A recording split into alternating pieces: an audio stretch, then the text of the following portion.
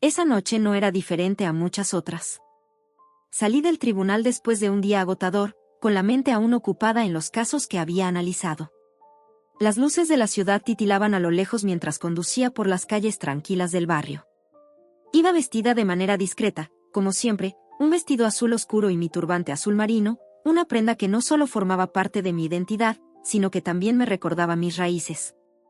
No pensé que esa noche terminaría de una manera que jamás podría olvidar. El sonido de una sirena me sacó abruptamente de mis pensamientos. Una patrulla policial se colocó detrás de mí, sus luces intermitentes reflejándose en mi retrovisor. Fruncí el ceño, sintiendo una punzada de incomodidad. No había cometido ninguna infracción, así que no entendía por qué me estaban deteniendo. Reduje la velocidad y dirigí el auto hacia la orilla de la carretera, como dicta el protocolo.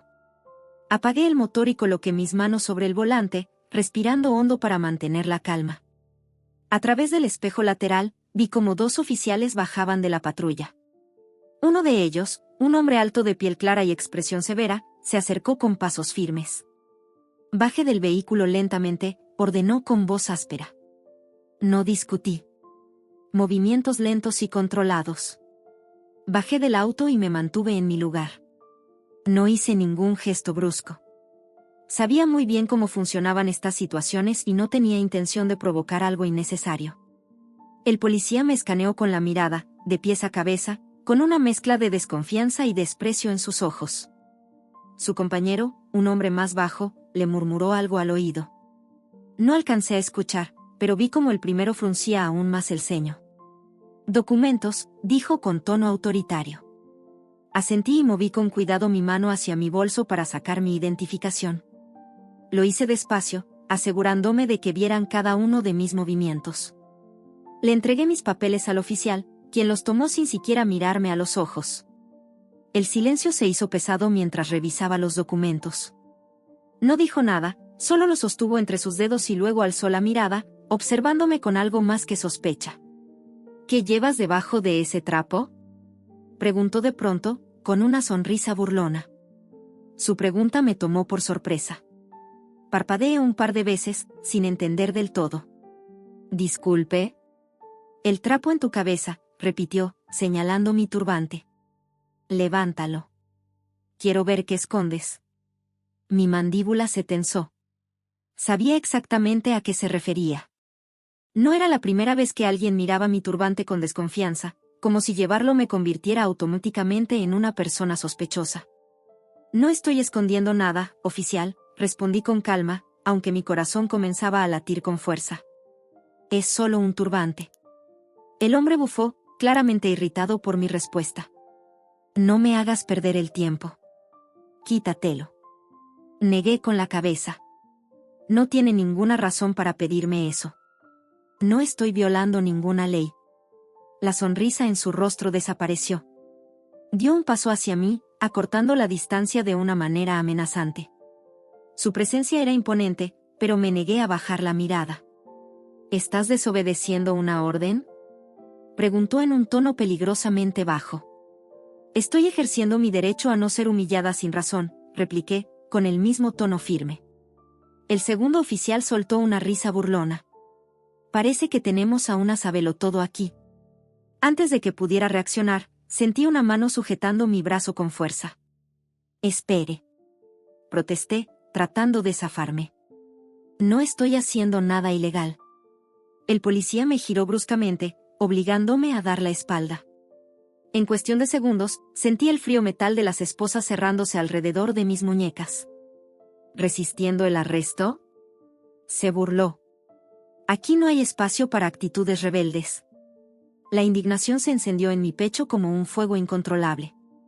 Miré a mi alrededor, esperando que alguien interviniera, pero las calles estaban desiertas. Estaba sola. Los otros oficiales observaban la escena sin decir nada, algunos con sonrisas apenas contenidas.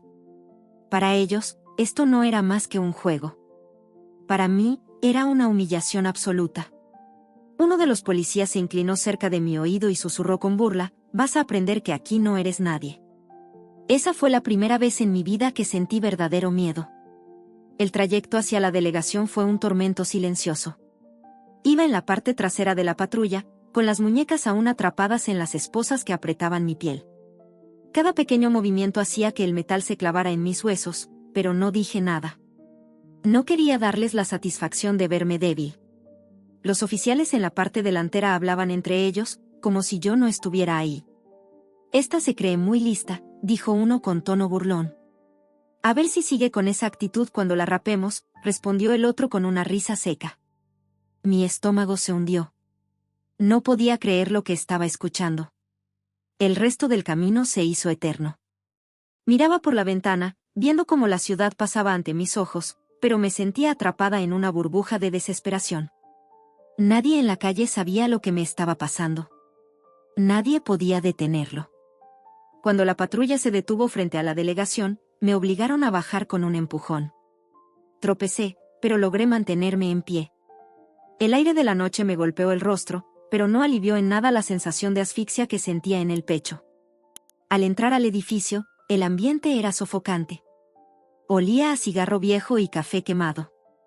Las luces parpadeaban débilmente y el suelo tenía manchas que preferí no analizar. Un grupo de oficiales estaba reunido en el pasillo. En cuanto me vieron, algunos sonrieron con malicia. «¿Qué hizo esta?», preguntó uno, cruzándose de brazos. «Nada todavía, pero va a aprender a no desafiar a la autoridad», respondió el líder de mi arresto, el mismo que me había tratado con desprecio desde el inicio. Las risas resonaron en la habitación. Fui empujada dentro de una pequeña sala sin ventanas. Solo había una mesa y una silla de metal en el centro. Las paredes eran de un gris sucio y descascarado. El oficial cerró la puerta tras de sí y se cruzó de brazos. «Vamos a ahorrarnos problemas. Solo dime qué escondes debajo del turbante».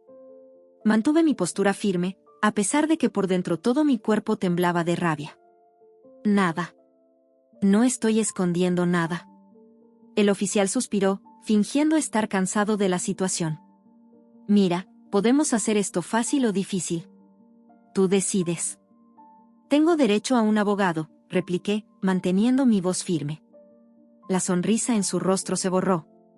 Dio un paso hacia mí, inclinándose lo suficiente para que nuestras miradas se encontraran. «Aquí no estás en un tribunal, princesa. Aquí mando yo».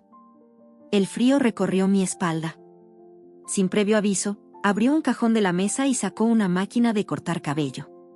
La encendió con un chasquido y el zumbido llenó la habitación. Mi corazón se detuvo por un segundo. «No puedes hacer esto», murmuré. El oficial sonrió, acercándose con la máquina en la mano. «Aquí podemos hacer lo que queramos». Antes de que pudiera reaccionar, sus dedos se enredaron en mi turbante y lo arrancaron de un solo tirón. El aire frío golpeó mi cuero cabelludo, dejándome expuesta. Hubo un momento de silencio. Un instante en el que todo se detuvo. «¿Y bien?», pregunté con la voz baja, mi dignidad aún intacta. El oficial entrecerró los ojos y acercó la máquina a mi cabeza. «Vamos a asegurarnos». El sonido de la cuchilla acercándose fue ensordecedor. Intenté moverme, pero otro oficial me sujetó los hombros con fuerza. La máquina tocó mi piel y sentí la vibración recorrerme el cráneo. Luego vino la sensación del cabello cayendo en mechones a mis hombros, al suelo. Con cada pasada, arrancaban algo más que mi cabello. Arrancaban mi identidad. «Ahí tienes, ¿ves?». «No era tan difícil», se burló uno de los oficiales. Las risas llenaron la habitación. Miré los mechones oscuros esparcidos en el suelo. No podía gritar. No podía llorar.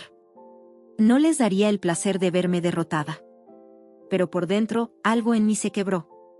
El silencio que llenó la habitación después de que la última hebra de mi cabello cayó al suelo fue ensordecedor.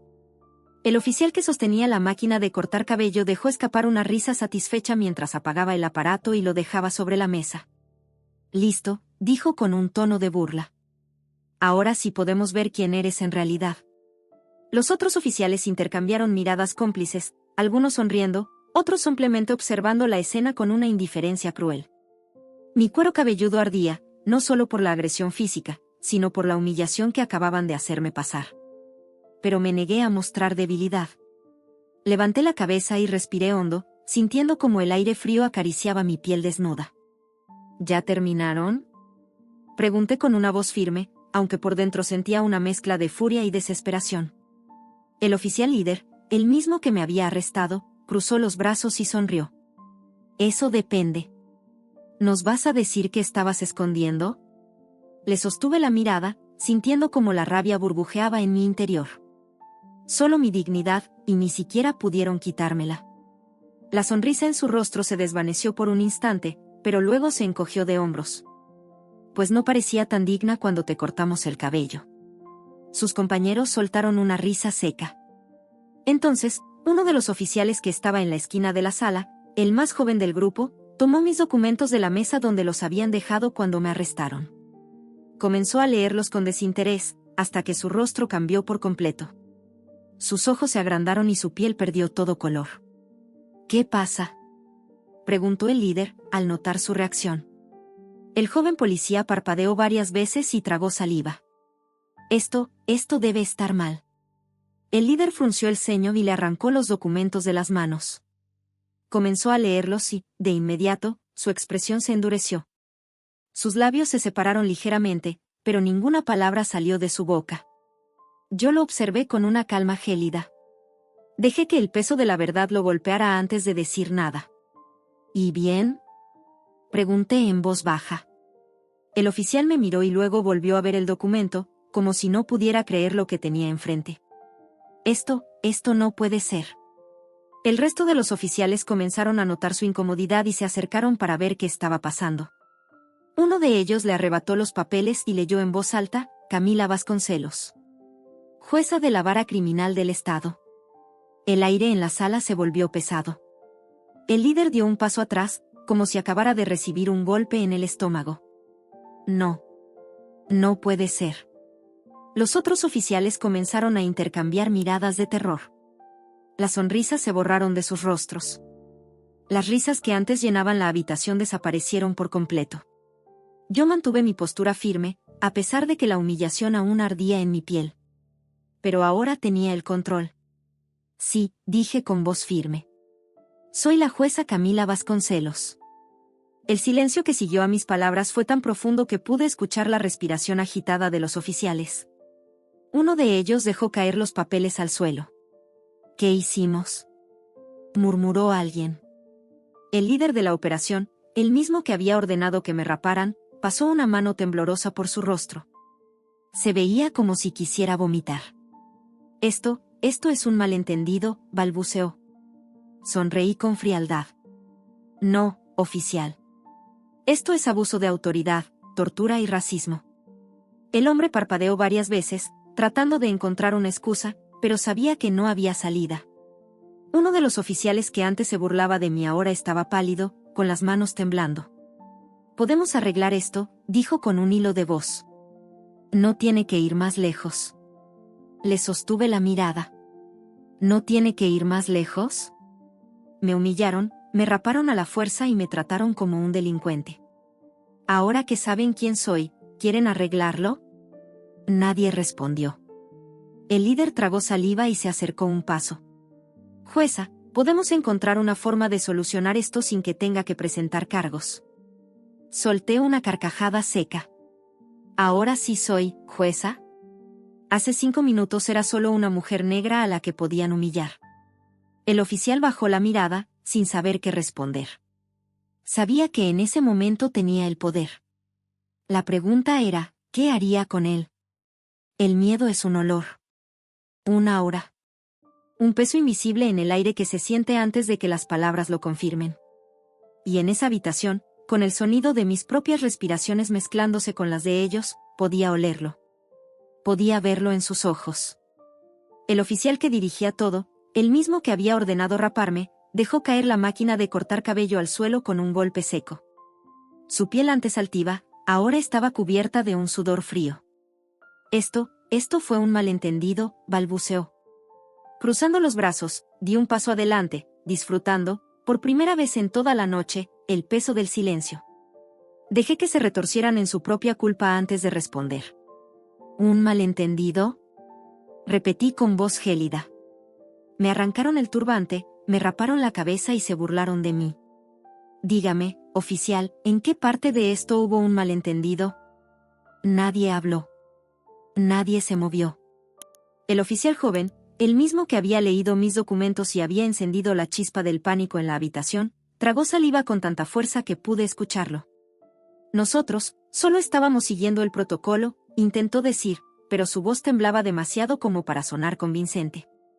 Sonreí, pero sin calidez. ¿Cuál protocolo, exactamente?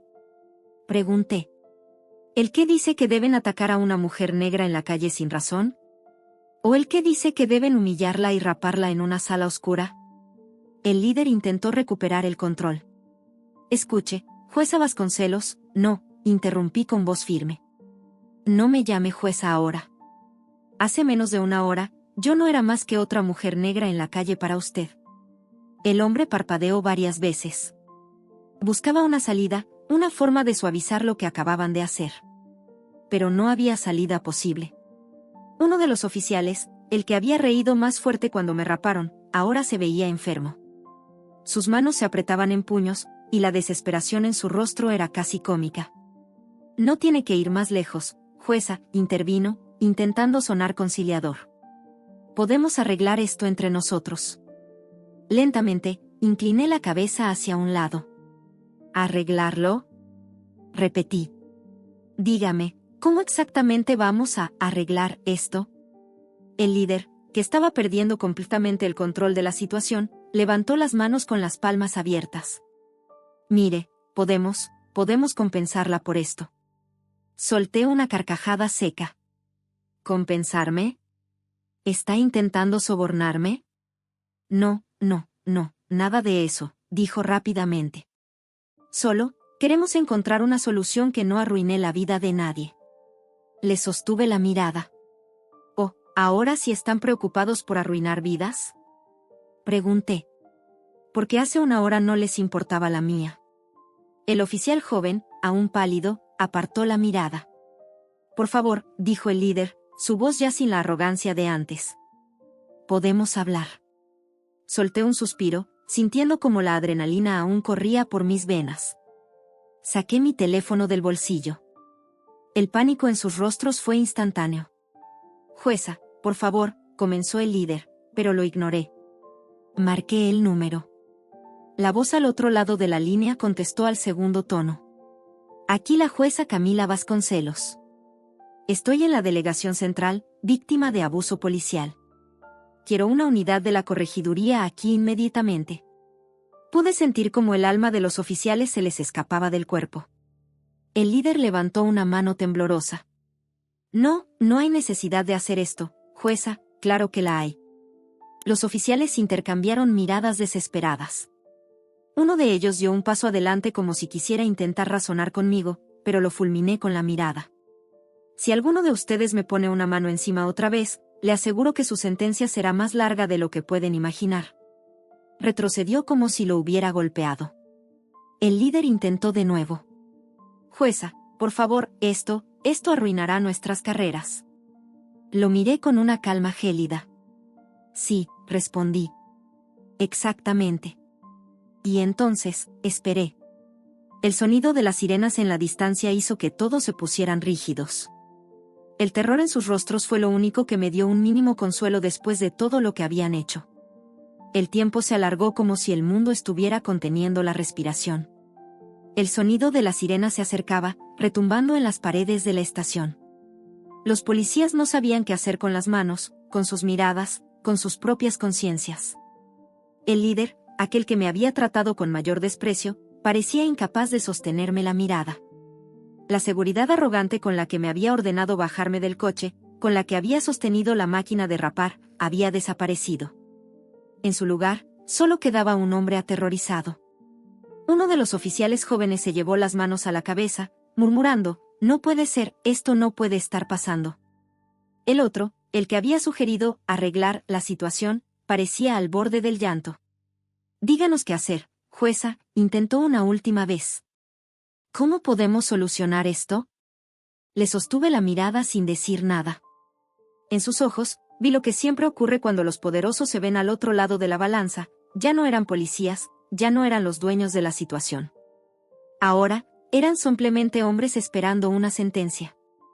El sonido de la sirena cesó abruptamente. Luego, puertas de auto cerrándose, pasos firmes y decididos. Corregiduría. Anunció una voz autoritaria al otro lado de la puerta. Un oficial de la delegación titubeó antes de abrir, y la sala se llenó de una presencia que lo cambió todo. 3 agentes de la corregiduría entraron, vestidos con uniformes oscuros, la expresión dura. Reconocí a uno de ellos, el comandante Álvaro Cruz, un hombre conocido por no tolerar corrupción dentro de la fuerza policial. Sus ojos recorrieron la escena. Yo, con la cabeza recién rapada, de pie con los brazos cruzados. Los policías, pálidos y sudorosos. La máquina de cortar cabello tirada en el suelo, como una evidencia muda de lo que acababa de ocurrir. El comandante Cruz tardó apenas un segundo en entender. Jueza Vasconcelos, dijo con una leve inclinación de cabeza, ¿puede explicarnos lo sucedido? No necesitaba que me lo pidiera 2 veces. Con voz firme, relaté cada detalle. Desde el momento en que me detuvieron sin motivo, la forma en que me trataron, las risas, las amenazas, hasta el momento en que me arrancaron el turbante y me raparon la cabeza a la fuerza. Cada palabra que pronunciaba era un clavo en el ataúd de esos policías. Cuando terminé, el silencio fue absoluto. El comandante Cruz se giró lentamente hacia los oficiales. ¿Alguno de ustedes tiene algo que decir en su defensa? El líder de la operación intentó hablar, pero su voz se quebró. Miró a sus compañeros como si esperara que alguno dijera algo. Nadie lo hizo. Comandante, intentó, con la voz suplicante. Fue un error. Cruz no pestañeó. Sí, lo fue. Y les costará caro. Se giró hacia los otros agentes de la corregiduría y pronunció las palabras que sentenciaron sus destinos: quedan detenidos por abuso de autoridad, tortura y discriminación racial. El oficial joven, aquel que había estado más nervioso desde el principio, pareció perder las fuerzas en las piernas. Uno de los corregidores le esposó las muñecas mientras él murmuraba una y otra vez, no, esto no está pasando. El otro intentó resistirse. No pueden hacer esto. Gritó, pero su voz sonaba desesperada, no desafiante. El comandante Cruz lo miró con dureza. Lo que no podían hacer era lo que le hicieron a la jueza. El líder de los oficiales, aquel que había llevado la máquina a mi cuero cabelludo sin dudar, respiraba de manera entrecortada. Esto arruinará mi carrera. Di un paso adelante. Sí, dije con frialdad.